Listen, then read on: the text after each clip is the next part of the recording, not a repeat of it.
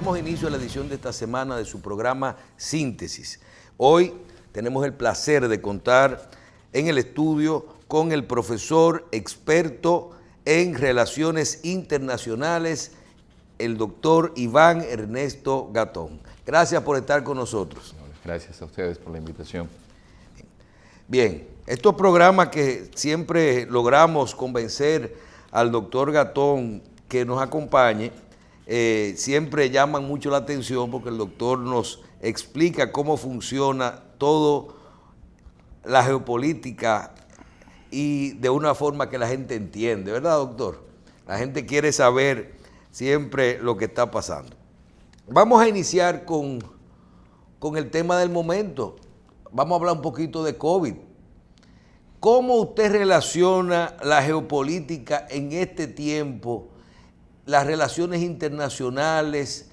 ¿Qué va a cambiar y qué usted perfila que está cambiando con esto de un año que yo creo que tendremos que borrarlo del calendario, doctor? Bueno, el COVID-19 es un acelerador de procesos que ya se habían iniciado. Y lo vemos porque el COVID-19 ha enfrentado tanto a Estados Unidos como China de una manera incluso hasta vergonzosa para la humanidad, porque el virus, cuando se da una discusión en Naciones Unidas, tenemos al canciller chino Wang Yi discutiendo con el secretario de Estado de los Estados Unidos, Mike Pompeo, porque los chinos dicen que no es el virus de Wuhan, porque querían ponerle el virus chino. Entonces, Pompeo decía que no, que el virus es chino, pero no solamente que lo diga Pompeo o que Wang Yi, por otro lado, esté discutiendo con él sobre este tema, sino que también tengamos al presidente Trump tomando el virus como un elemento de campaña que viene a agregarse a un asunto que no podemos olvidar, y es que Trump llega a la presidencia gracias a sus ataques contra China, y que en el proceso de globalización económica, de seguir el curso que venía llevando, quien iba a salir ganancioso, como muy bien lo explicaba Trump, era China. ¿Por qué? Porque muchas de las empresas de Estados Unidos, por un tema de competitividad, se fueron para China. Entonces el COVID-19 entra también en algo, señor Jacín, que nosotros debemos tomar muy en consideración, y esto se le llama la batalla por el relato.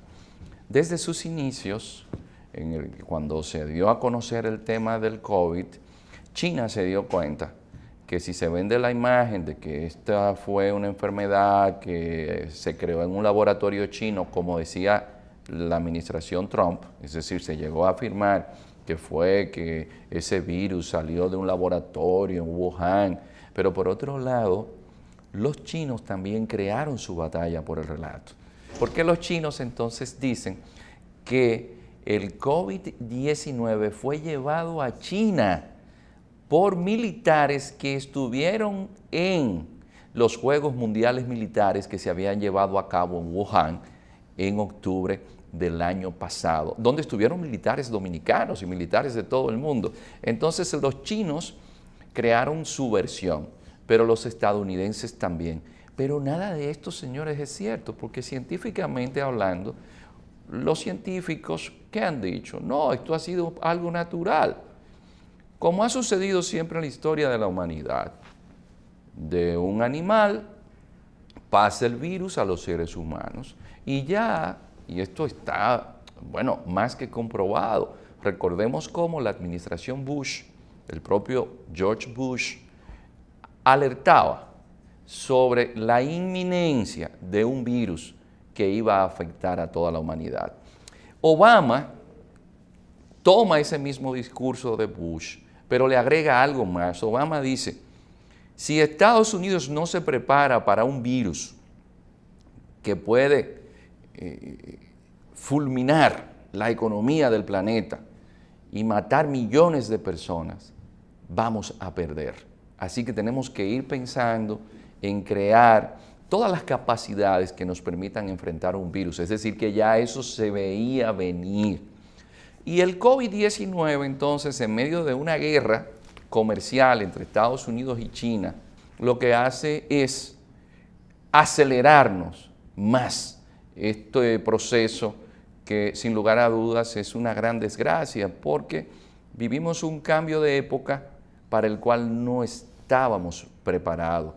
Y entonces el COVID-19 lo que nos tiene ahora mismo es en una especie de limbo porque todavía no termina y estamos viendo cómo las economías de los países más desarrollados está afectada y si esos son los países de, por ejemplo, Europa, que es el proyecto, digamos, más paradigmático de democracias liberales, y vemos cómo Francia se queda con mascarillas que iban a un país como Italia, que forma parte de la Unión Europea. Y de nuevo, tengo que decir, ¿cómo es posible que siendo Italia miembro de la OTAN tenga que ser asistida por China, convoyes militares rusos y médicos cubanos?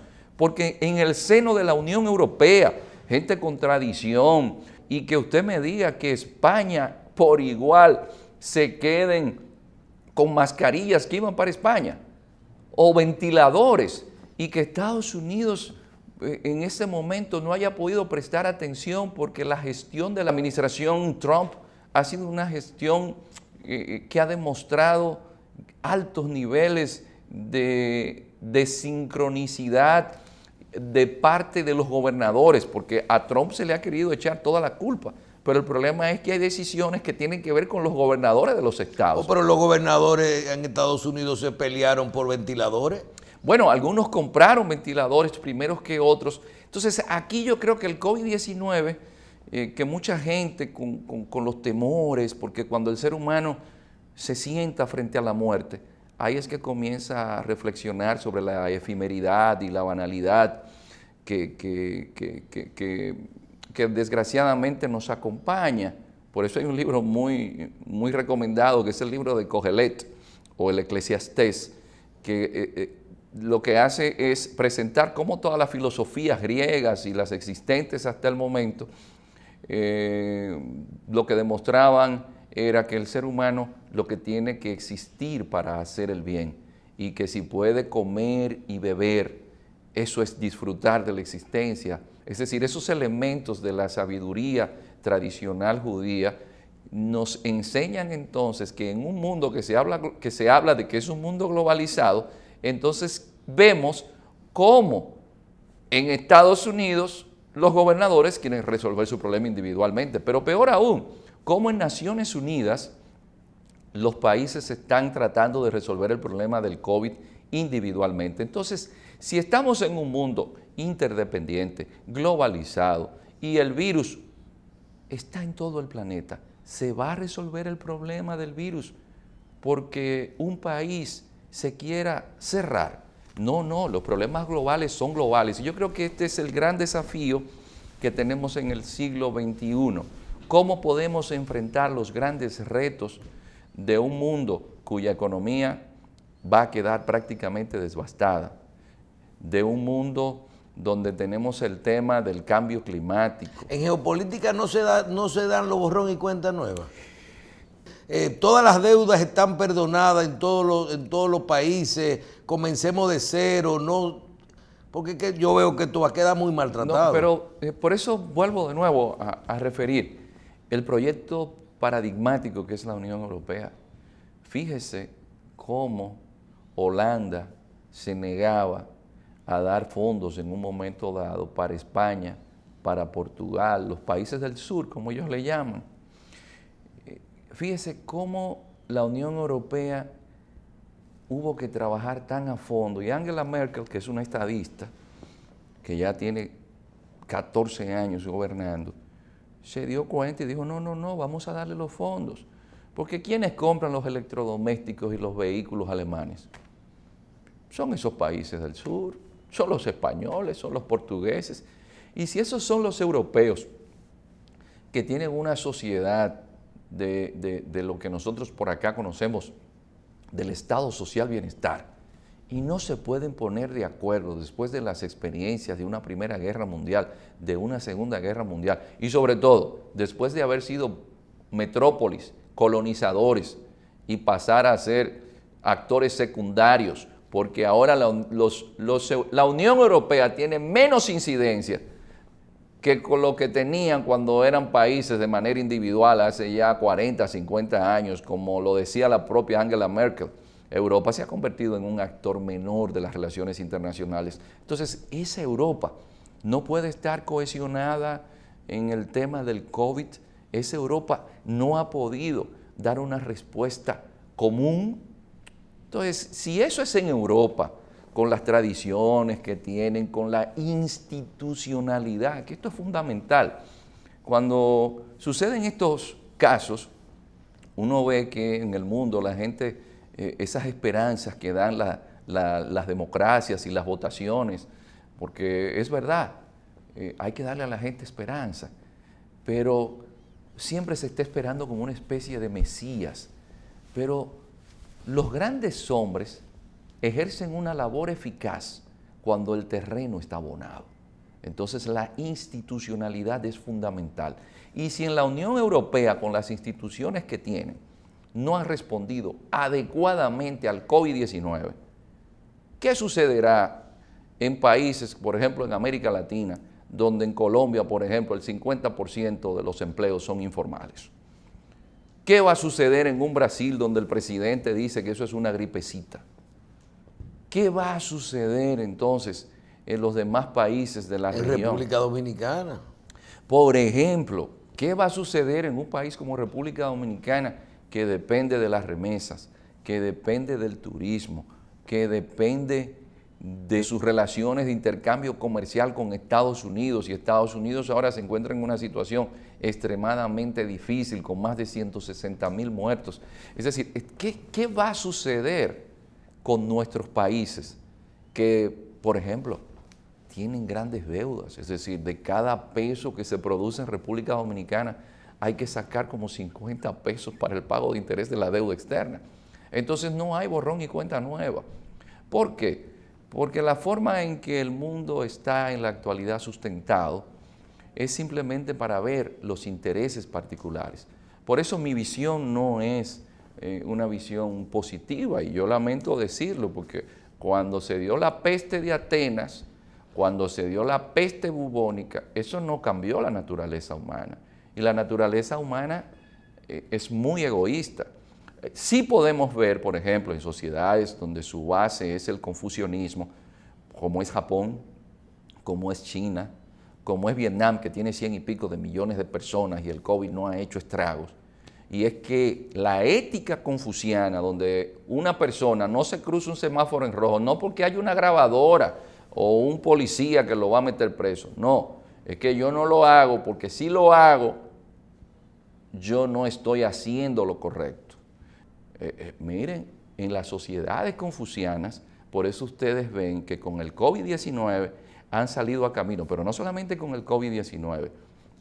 El ejemplo de Japón, cómo se levantó de las cenizas. El ejemplo de China, señores, que ha sacado 800 millones de personas de la pobreza. El ejemplo de Corea. Señores, por ahí ustedes no se imaginan, los terrenos no son cultivables la mayoría. En Japón, cuando no es un tsunami, es un tifón, y cuando no es un tifón, es un terremoto, y la ubicación geográfica hace un frío que usted no se imagina, y sin embargo los japoneses sin materia prima, pero con el ingenio, con la disciplina, y sobre todo con algo que nosotros en nuestras sociedades pasamos por alto, con un alto nivel de calidad en la educación y de civismo. No hay forma de que la buena educación pueda rendir beneficios en una sociedad si las personas que la reciben no tienen una actitud cívica y de sacrificio para su sociedad. Porque en las sociedades en Latinoamérica, por ejemplo, la gente que tiene PhD y que son muy brillantes, son las primeras que se meten en casos de corrupción, o son los primeros que entienden que si ellos no se levantan el próximo día, el sol no va a salir, y que ellos son lo más importante. Y las sociedades confucianas no. Las sociedades confucianas no es el individualismo, es la visión de la sociedad. Y aquí viene el tema que el COVID-19 nos ha demostrado, y es la falta de humanidad. Cuando usted escucha que se estaba tomando en consideración que si una persona era anciana, para darle un ventilador o no, algo que eso es impensable. Eso es desgarrador. Eso es impensable en una sociedad oriental. Que usted me diga a mí que papá, mamá, los abuelos, que porque usted es hoy lo que sea, gracias a sus ancestros, y que usted me diga a mí que no, porque es que es tan viejo. Es más, un asunto que uno aprendió estudiando y viajando mucho al Asia, es que si por alguna casualidad usted tenía a su papá o su mamá en un asilo, no lo diga, porque ellos toman entonces eso como referente y dicen, ah, pues usted tiene en un asilo a su papá y a su mamá, pues entonces usted no tiene una virtud que todo ser humano debe poseer, y es la gratitud. Si usted no le agradece a su padre, a su madre, a sus abuelos, me va a agradecer a mí que lo conocí hoy. Entonces el COVID-19, cuando usted ve gente irresponsable, que no usa mascarilla, que no toma las medidas de higiene del lugar y llegan a las casas a infectar a sus padres con situaciones crónicas de salud o a sus abuelos, eso le indica a usted la falta de conciencia humanística. Entonces yo creo que el COVID-19 lo que ha hecho es demostrar las partes más pudendas y menos presentables de la sociedad humana contemporánea.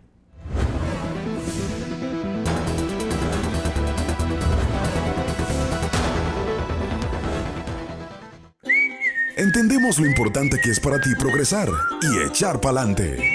Por eso, LIR Comercial te brinda un crédito directo, sin banco ni financieras. Disfruta la libertad de tener lo que necesitas sin pagar un riñón. No importa tu profesión, con nosotros tu crédito está aprobado. LIR Comercial, donde todos califican. La Universidad INSE evoluciona. En INSE te ofrecemos las carreras de agrimensura, ingeniería civil e industrial, arquitectura, diseño y decoración de interiores en modalidad presencial, así como administración, mercadeo, contabilidad y derecho en modalidad semipresencial. Además de nuestra unidad de educación continuada que te ofrece diversos cursos, talleres y diplomados con alta especialización. Contamos con aulas climatizadas y amplios parqueos. INSE, la universidad de tu futuro. Información 809-540-7300 o entra a www.inse.edu.do.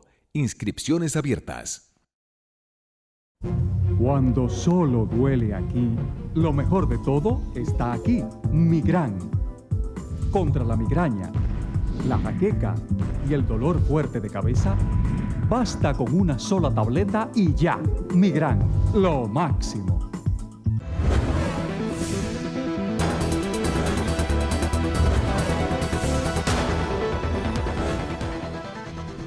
¿Cómo usted ve a futuro la relación de Estados Unidos y China? Ahora vienen elecciones en Estados Unidos, va a aparecer, por lo que uno cree, la vacuna del COVID, comenzaremos a ponérsela. ¿Qué va a pasar? ¿Qué va a pasar en Estados Unidos? ¿Qué usted cree que a nivel de las políticas internacionales cambien? ¿O seguirá quien venga en Estados Unidos con una guerra eterna comercial contra China? El tema de China es importante contextualizarlo en el ámbito geopolítico. De los 192 países que están en la Organización Mundial de Comercio, China tiene superávit comercial con más de 175, incluyendo Estados Unidos, donde China tiene un superávit comercial que excede los 300.000 millones de dólares.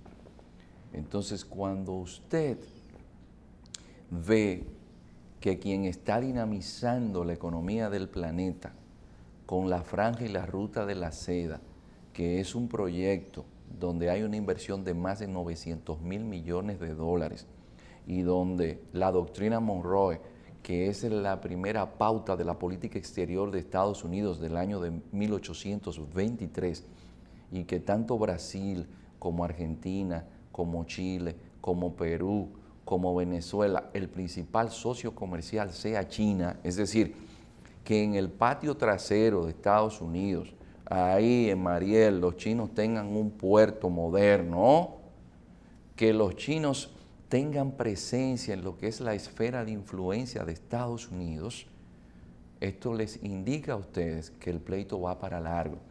Lo que sucede es lo siguiente, y esto sí es importante. La globalización económica llevó a un proceso de interdependencia de las economías. Entonces, China y Estados Unidos se necesitan mutuamente.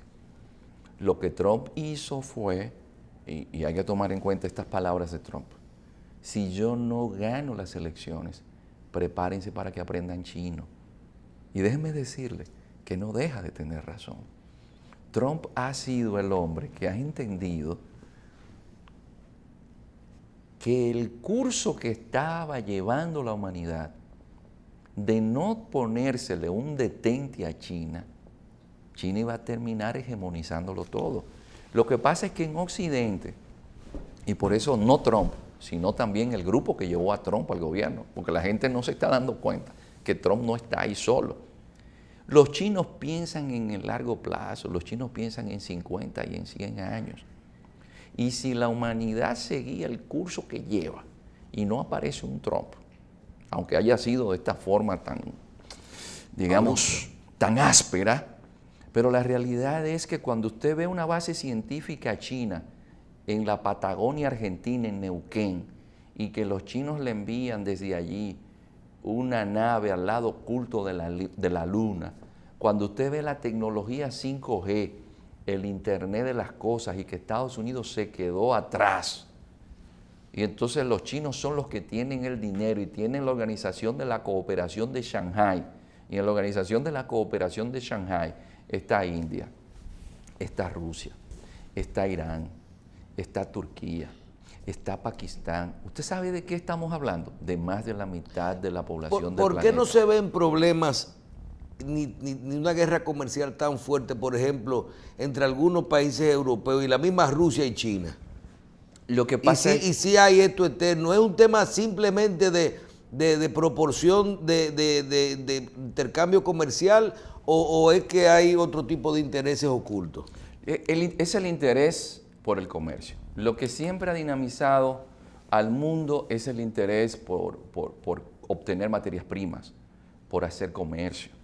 Entonces, la Unión Europea, por ejemplo, tiene el gran problema de que quien motoriza la Unión Europea es Alemania. Pero los chinos y los alemanes hace tiempo que vienen entendiéndose. El principal socio de Alemania son los chinos. De ahí que Geely, que es una empresa estatal china, aunque se diga que es empresa privada, compró el 50% de las acciones de la Mercedes-Benz. ¿En Alemania? Sí, en Alemania. El que compra un Mercedes-Benz le está haciendo negocio a los chinos. Y los chinos pensaron en el largo plazo, prepararon una élite de personas que aprendieran alemán, de personas que fuesen a Alemania, pero también fueron condicionando el ambiente. Y Alemania, por ejemplo, ustedes van a notar que cuando se habla de la tecnología 5G, que vimos cómo Estados Unidos, el embajador de Estados Unidos en Brasil, decía hace 2 semanas, si ustedes adquieren la tecnología 5G, prepárense que Estados Unidos va a tomar represalias. Pero Alemania dijo, no, nosotros vamos a aceptar la tecnología 5G, no tenemos problema. ¿Por qué? Porque a los alemanes les va bien con los chinos haciendo negocio.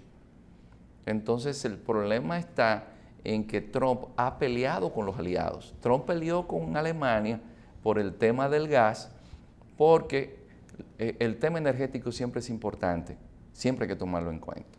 Entonces los rusos tienen una empresa que se llama Gazprom. En una jugada muy inteligente, los rusos fichan a Gerhard Schröder, que había sido canciller alemán, para que fuese el representante de Gazprom en Alemania. Entonces el gas ruso llega más barato a Alemania, lo que le permite a Alemania ser más competitivo. Pero Trump quiere que le compren el gas de esquisto, pero que ese gas no le sale tan barato, es un tema de competitividad. Entonces, los rusos y los chinos, que son por naturaleza enemigos geopolíticos, cuando la administración Obama comenzó a acercar a Rusia, ampliando la OTAN. Cuando sigue la administración Trump tratando de ampliar la OTAN, cuando atacan a China, llevaron entonces a Rusia a un acuerdo con China. Entonces, Rusia y China, cuando usted lee, señor Jacín, el informe del Departamento de Estado sobre la seguridad de Estados Unidos, ese informe dice lo siguiente, es un informe de todos los servicios de inteligencia. La principal amenaza para Estados Unidos, para su prosperidad, no es el terrorismo, es la alianza ruso-china. Rusos y chinos, no uno, no es que Rusia, no es que China por un lado, no, es la alianza combinación ruso-china. Y es así, tanto Xi Jinping como Vladimir Putin de inmediato establecieron un acuerdo para compra de gas de 400.000 millones y pico de dólares que China le va a comprar a Rusia. Y la diferencia que tenía Rusia con China, porque supuestamente le habían robado secretos militares, lo dejaron a un lado. El diferendo por el río Amur, también eso se dejó a un lado. Cojan su rito ahí. No. Entonces el problema de la amenaza para Rusia con la parte de la Siberia, lo que va ahí a Harbin, porque los chinos tienen 100 y pico de millones de gente en esa zona, la parte de la Manchuria, pero en toda la Siberia rusa lo que hay son 5 millones de personas, porque Rusia tiene lo que China necesita, tiene territorio, por ejemplo, Rusia tiene la principal reserva de madera del planeta, en la tundra. Rusia tiene agua dulce, Rusia tiene de todo, 17 millones de kilómetros cuadrados con 200 millones de personas, pero China tiene 9 millones de kilómetros cuadrados para 1.400 millones de personas, pero buena parte del territorio chino no es cultivable y alguno es desierto. Entonces, esa alianza cambia el orden geopolítico. Entonces, tanto Rusia y China, aliados, con el tema de que está una Angela Merkel en Alemania y que los alemanes tienen grandes intereses en China, el mundo se mueve por los intereses. Y eso es lo que le ha pasado a Estados Unidos. Lamentablemente, también tuvieron problemas con Francia. ¿Por qué? Porque se hizo un acuerdo con Irán y la empresa francesa que se llama Total ya estaba haciendo inversiones. Entonces, Macron y Trump terminaron mal. Entonces, esas debilidades de que Estados Unidos deja de tomar el liderazgo en lo que han sido sus aliados tradicionales, con unos chinos que no pelean. Los chinos no pelean. Pero, doctor, hay una parte que tal vez usted pueda ilustrar un poco. Yo recuerdo cuando comenzamos a hablar de Odebrecht, por ejemplo, y todo... ¿Quién andaba con Odebrecht ofertando a Odebrecht? El gobierno de Brasil. Y ahora uno dice, ¿por qué tú pones el ejemplo? Porque es que todo, hasta el COVID-19, es un tema comercial. Ya no importa las sociedades, ya no importa las religiones, ya no importa la cultura, ya no importan los valores, ya no importa ya todo lo que vale en los países es... usted solamente habla de lo comercial, la balanza económica, los intereses, las inversiones de los países, la que te compro una cosa y te vendo otra. Se perdió todo. Una amenaza que un gran científico como Stephen Hawking alertaba era ese problema de la inteligencia artificial utilizada para deshumanizar a los individuos. ¿Qué sucede? Que cuando nosotros estamos en la Internet, dependiendo del tiempo que duremos en una página, dependiendo de lo que nosotros vemos, de esa inteligencia artificial tiene una idea más clara de lo que nosotros somos que nosotros mismos. Entonces, ¿qué hacen? La sociedad se ha ido deshumanizando. La gente pasa más tiempo en un celular o en el Internet. Es más, se han hecho estudios donde una gran cantidad de los seres humanos que tienen Internet entienden que su vida no es posible sin Internet. Aunque el dueño de Twitter se desaparece por un mes sin internet porque él sabe que tiene que hacer una especie de profilaxis y de catarsis. Pero lo que nos están llevando con todas estas redes, que es una forma de tener una sociedad orwelliana, es a ir deshumanizándonos más. Yo me comunico con alguien que está a miles de kilómetros de distancia, pero yo no conozco al vecino del frente, o no he hablado con mis hijos hoy, porque mis hijos están por un lado respondiendo al chat de sus amigos y yo estoy por el lado respondiendo a otras personas. Entonces, es el equilibrio. La sociedad actual llegó a algo que los griegos siempre identificaron y que en geopolítica también se habla de esto, y es la desmesura, el sentido del límite. La sociedad actual ha perdido el sentido del límite en cuanto al uso de las nuevas tecnologías, y lo que hemos ido a un nivel mucho más exacerbado, mucho más, digamos, elevado del hedonismo y del egoísmo. Y el ser humano se construye y es lo que la sociedad y su entorno le da, la naturaleza, lo que intercambia en esa dialéctica que se da en conversar con los demás, porque los seres humanos aprendemos de los demás, no simplemente encerrado en una máquina que nos está enviando información, que incluso conoce todos nuestros pasos, dónde vamos, y esta es la línea que se está llevando. Advertía Tesla, que es un hombre vinculado a la tecnología, que una amenaza que va a tener la humanidad es la reducción de la población. Todo esto vinculado a políticas que evidentemente tienen una agenda. ¿Cómo la reducción? Porque se está hablando que a final de esta centuria la población mundial puede reducirse. Y eso sí es una amenaza seria. Aunque haya países como India que van a tener más población que China, aunque China tenga una gran población, por ejemplo en el África subsahariana vamos a tener más de 1.200 millones de personas, se está hablando de que va a haber una tendencia a una disminución muy grande que permita, por ejemplo, que la especie humana pueda permanecer en el planeta. Le digo que son pronósticos que hacían gente como Stephen Hawking, y todo esto se ha estado manipulando. Cuando ustedes ven que un ámbito tan íntimo, tan privado como es la sexualidad, ahora es un tema que se toma en consideración para todo, es decir, que se quiera a los niños imponer valores que no tienen que ver realmente con lo que es la naturaleza de los seres humanos, que usted elija después, cuando sea adulto, qué tipo de prácticas sexuales usted desea llevar a cabo. Eso es un tema que entra en su intimidad, en su privacidad. Entonces, toda esa banalización de la humanidad y de lo que son leyes naturales, quiera sí o no, hay una serie de elementos que no podemos transgredir.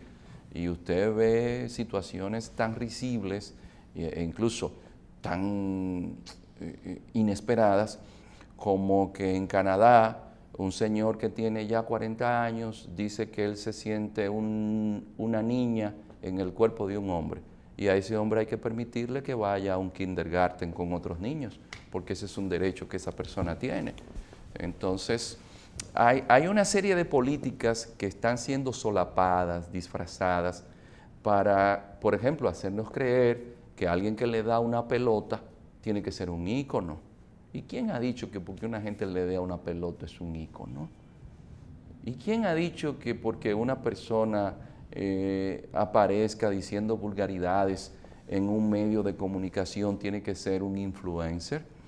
Entonces hemos ido cambiando los reales valores, y es que las personas que están llamadas a influenciar en la humanidad es la gente que se dedica a la filosofía, a las ciencias. Por eso un video que se estuvo promocionando es el de una científica en España que dicen: ahora ustedes quieren que se descubra una vacuna rápida, pero ustedes le pagan más a alguien que le dé una pelota jugando fútbol que a nosotros que nos pasamos el día entero en un laboratorio. Entonces, hemos banalizado la humanidad. Entonces, cuando la humanidad lo que se deja llevar es de lo superficial, de la apariencia, Por eso llegamos a un punto en el cual hoy se habla de fake news o de posverdad. Y eso ya estaba explicado por ese gran filósofo llamado Demóstenes en el siglo V a.C. Él decía, un asunto es la apariencia y otro es la verdad. Entonces, en el mundo en el cual vivimos hoy, es la apariencia, no la verdad. Y entonces los seres humanos no nos estamos yendo a lo que es la esencia, y es que nosotros estamos pasando por alto lo que es vivir en sociedad y tener respeto por los demás.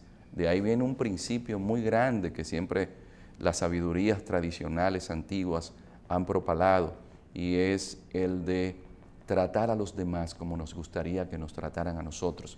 De ahí viene el respetar al otro en su identidad, en su religión. Incluso eso se demostró en la antigüedad, ahora que se habla de que judíos, musulmanes y cristianos no pueden vivir juntos. Alfonso X el Sabio en España demostró que eso se podía. Pero también, doctor, unos niveles de educación que no solo que usted menciona, sino tú ves aquí hasta los famosos influencers o comunicadores, hasta políticos, que son compañeros de un presidente y luego ganan las elecciones. Y tú dices, no, Luis, tal cosa. O sea, eso de señor presidente, ¿cómo se siente, doctor? Bienvenido a Síntesis. Eso pasó, ya todo es una chercha, es una relación, la gente lo perdió todo. Sí. Y los jóvenes, la nueva generación no entiende que eso es incorrecto. Sí, cuando usted ve las civilizaciones vivas más antiguas del planeta, que son la China y la Persa, ellos dicen que Occidente está en decadencia. Por ejemplo, que usted tenga a una muchacha que por haber hecho públicas sus prácticas sexuales con alguno de sus amantes se haya hecho famosa. Eso es impensable en una sociedad ortodoxa como la rusa, por ejemplo, que son los valores de Putin y de los que están en el gobierno en Rusia. Eso es impensable en una sociedad como la iraní. Eso es impensable en una sociedad como la China, donde los funcionarios del gobierno incluso tienen prohibidos tener amantes, si no pueden mantenerla con su dinero. Es decir, es impensable que todo lo que no sea la grandeza del espíritu, reflejada en una buena educación y en un trato fino, delicado hacia los demás. ¿Sabe por qué? Porque casi todas convergen en un punto, y es que los seres humanos somos una representación única e irrepetible del Creador. Entonces, la forma de respetar a Dios es el respeto al prójimo. De ahí que, a pesar de las tergiversaciones que tiene el mundo árabe, por ejemplo, un asunto en el mundo árabe, usted perdido en ese desierto del Sahara o en cualquier zona del mundo árabe, es la hospitalidad. Por ejemplo, en la cultura china está el guanshu, es decir, yo no soy tu hermano, pero establezco contigo una relación que me hace ser prácticamente tu hermano. El respeto al otro, eso ha sido fundamental. ¿Y cómo usted respeta al otro si no lo aprecia? Incluso lo que tiene el otro de distinto es lo que nutre, porque antropológicamente está demostrado que las civilizaciones humanas se han desarrollado con la convergencia de saberes de otras partes del planeta.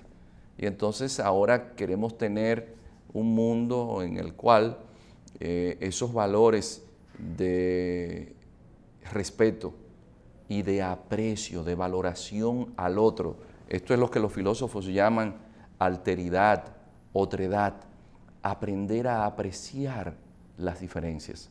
Pero desgraciadamente Occidente, a quien tiene como referente es a gente que no representan esos valores esenciales de la humanidad, sino de la vanidad. Y por eso, ese libro que les mencionaba de sabiduría judía, que siempre en el Talmud, que es los comentarios rabínicos que se hacían de la Torá o el Pentateuco, que son los 5 libros de la Biblia, hablan de que vanidad de vanidades, todo es vanidad. Entonces, si el ser humano no comprende esa fragilidad que representa y la importancia de comprender que usted no va a ser alguien completo si no tiene el apoyo de su familia, de su entorno. Esos valores son inmutables para el progreso, y no solamente para el progreso, sino para la coexistencia pacífica de la humanidad. De ahí que uno de los problemas más serios que tiene la educación actual es que a la gente se le enseñan simplemente datos, información, pero no son buenos seres humanos. Entonces, en estos valores de la humanidad es que nosotros debemos hacer más énfasis. Por eso siempre digo que, contrario a lo que se quiere vender del fundamentalismo judío, o no judío, del fundamentalismo sionista, del fundamentalismo cristiano, del fundamentalismo cristiano ortodoxo, del fundamentalismo musulmán, señores, las religiones abrahamánicas lo que han hecho siempre es un énfasis en la relación con el prójimo. De ahí que en el cristianismo, Saulo de Tarso en su momento dijera en el libro de Romanos, podemos tener todos los talentos del mundo, pero si no tenemos amor, nada somos. ¿Y qué es el amor? No es el amor erótico, ese amor que en la mitología griega se habla de Eros. No, no, no. Es el amor ágape, ágape. Es el amor incondicional. Es el amor de respeto y aprecio al otro. Y eso es lo que hemos perdido en esta sociedad cibernética.